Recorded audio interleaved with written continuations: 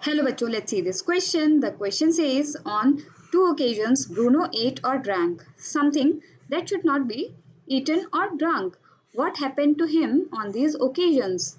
Question में हमसे बोला जा रहा है कि ब्रूनो ने दो ओकेजन्स पे कुछ ना कुछ ऐसा गड़बड़ खा लिया है या पी लिया है जो कि उसको खाना या पीना नहीं चाहिए था, और इन ओकेजन्स पे उसके साथ क्या क्या हुआ. Here, the key concept is different occasions held with Bruno. दो different occasion हुए Bruno के साथ. Bruno, the bear, enjoyed a variety of dishes and drinks in the narrator's home. He had become very fond of eating and drinking. He would eat and drink anything and everything.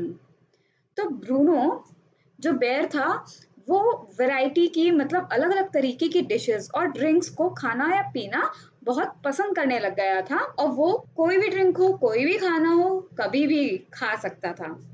Once the narrator had brought home barium carbonate for killing rats in the library. Bruno went there as he usually did, and since the poison had kept on the floor of the library, he consumed it. This had paralyzed him.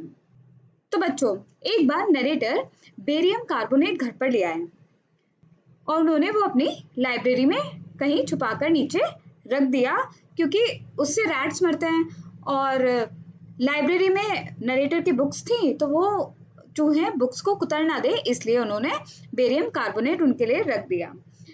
तो एक दिन Bruno वहां पर गया, जैसे कि वो daily घूमता था घर में वैसे ही, और पॉइजन भी फ्लोर पे ही पड़ा हुआ था लाइब्रेरी के, तो ब्रूनो ने खा लिया और इसकी वजह से वो पैरालाइज हो गया. However, he managed to drag himself on his stump to reach the author's wife, who at once called the narrator. हालांकि ब्रूनो पैरालाइज होने के बाद भी अपने आप को ड्रैग कर करके ऑथर की वाइफ के पास चला गया, जिन्होंने नरेटर को कॉल कर ऑलरेडी बुला लिया था.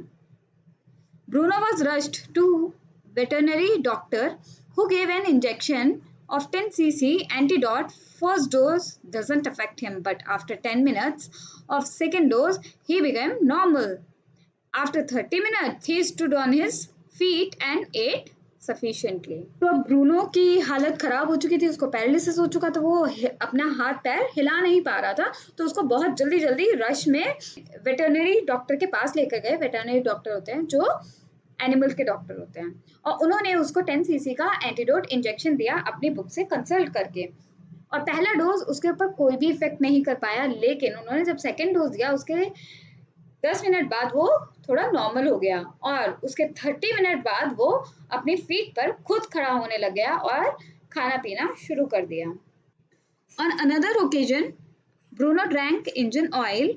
It so happened that the narrator had emptied the sump of his car, and about 1 gallon of the engine oil had been collected. The narrator kept it to kill the termites. Bruno drank the whole of it. However, the engine oil did not have any effect on him. और जो दूसरा occasion था उसमें Bruno ने engine oil को P लिया था.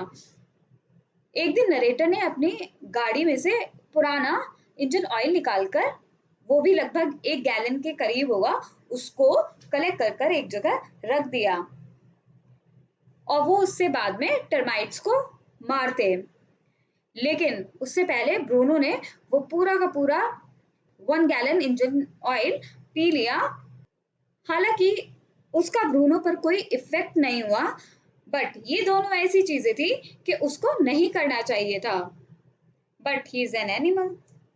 I hope you understood it well. Best of luck. Thank you.